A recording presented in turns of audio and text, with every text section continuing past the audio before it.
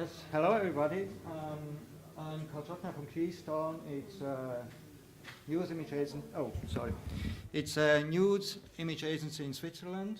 We have also stock images, of course, but to have a little bit of contrast to what we have seen and heard until now, I will focus a little bit more on the editorial part of the images.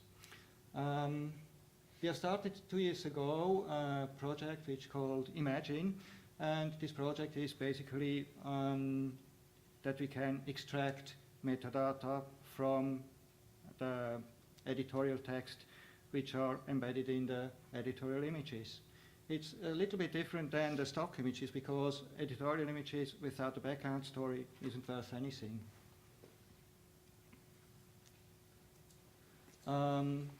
First, our challenge. We have started in 1996 with about 5,000, 6,000 images a year. And in 2000 we had already 2,000 images a day, and today we have to process up to 30,000 images a day. And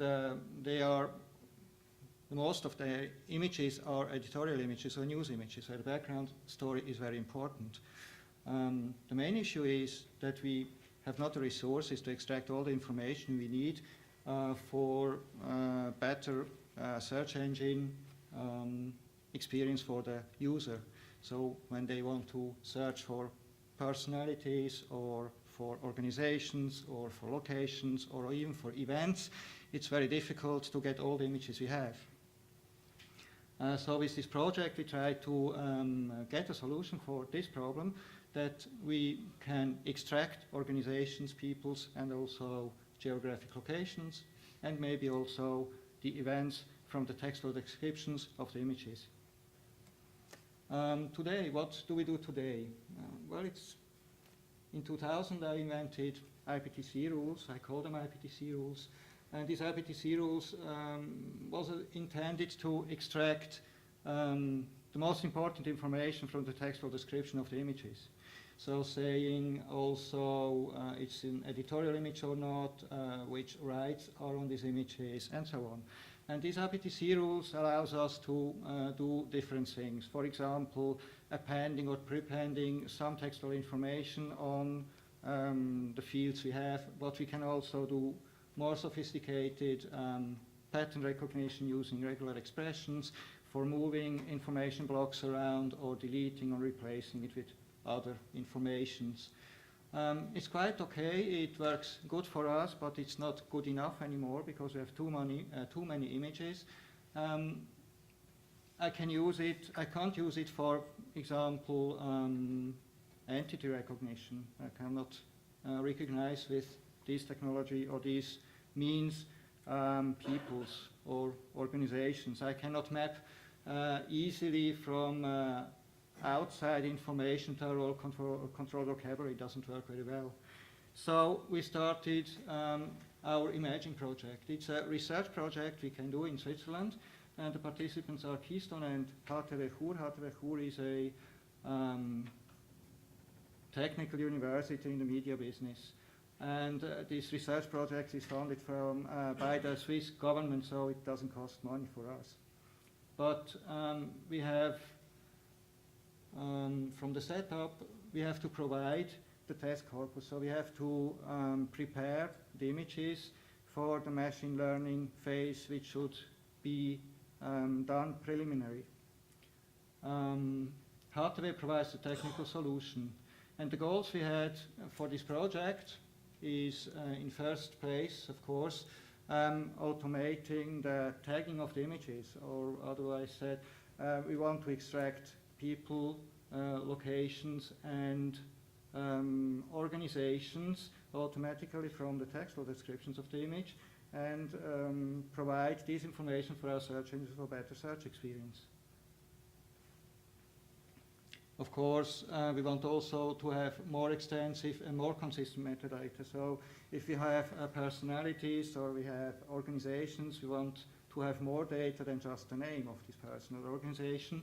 And we want also to have more consistent metadata. Today, our editorial and archive people try to extract this information manually, and well, it's not consistent over person and also not consistent over time. And well, the third goal is also it's a good training ground for our people to learn to be consistent also over time. So how works Imagine? In the upper left corner we have an image with the textual description, and in first place Imagine tries to extract entities, saying named entities. And as I said before, they should be persons, organizations, and locations. When Imagine has found the relevant entities, it will enhance these entities with context information based on publicly available knowledge databases such as DBpedia. On the other side, Imagine tries also to extract keywords from this text. And these keywords, they will also be used to identify stories. So we assume that with the keywords in this textual description, it should be possible to find stories where keep the images together, so that we can also provide to our customer this information for searching. And the third step would be to map these keyword stories and named entities to our own controlled vocabulary, because we have also our own controlled vocabularies for editorial images. So we want to have there some consistency, and we want to use our own vocabulary for that. How it works in detail. The entity recognition, in first place,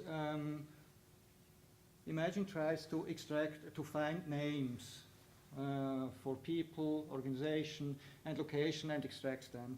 And then he relates these entities, he links these entities together and tries to find the most relevant entities within this text. Because we want only to have these entities, they are really relevant, and every other entity, they should be forgotten. So if the system found these entities, he will enrich it with context information in addition, and will provide this for the next step. The next step is the story clustering, which is based on the keywords. And story clustering works a little bit in the same way as the entity recognition does also.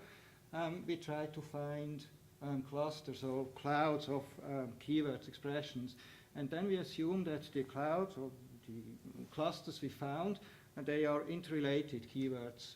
And interrelated keywords, we assume additionally that they build our stories we are looking for.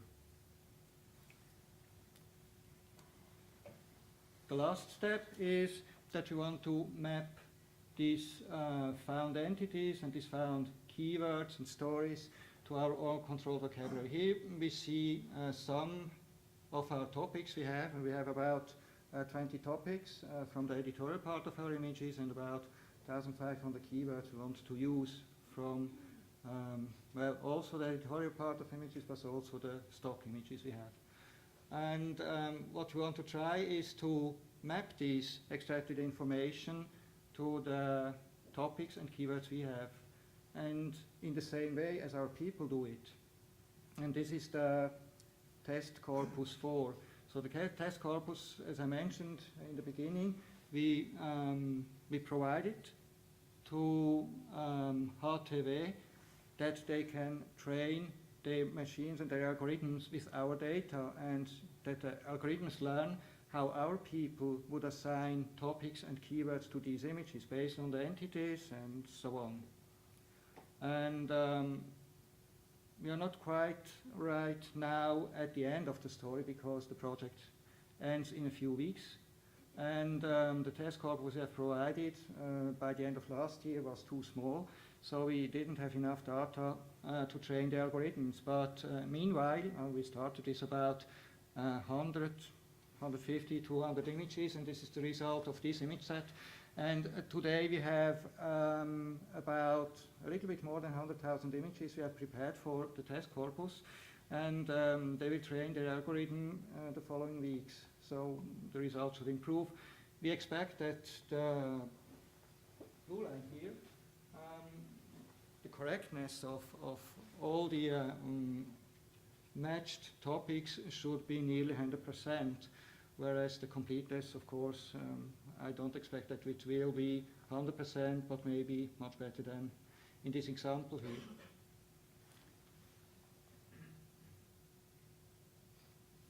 So what we get as result, we have a very simple API defined with HTTP. It's a SOAP interface over HTTP, and well, we send an XML document with the request. The request is based on the image metadata, only the metadata of the image, so the image itself, the JPEG or whatever, won't be sent to them. It's only the metadata. So we send the metadata to their machine, and they will extract the information and map these informations to our controlled vocabulary. Performance-wise, it should be possible to process an image in 1.5, 2 seconds, up to 12 seconds. It depends on the amount and the type of the metadata it has. And what we get back is basically in the upper part, the associations. They are, they represent somehow the story they was extracted, and with these associations we will try to find other images they match to this image story-wise. Then the second part are the entities. They are the DBpedia ID, which we get back and can process in our own system, also on the search engines for our customers. The third part are the topics. They are the 20 topic categories we have actually. Keywords, well, they are not ready right here. There should be our 1,500 keywords, which was mapped from the extracted metadata to our control vocabulary. And the cluster documents, we want here to try to associate other images to this image, which are content-wise, so textual-wise, very similar to this image. So it's not a visual comparing, it's a textual comparison between the images.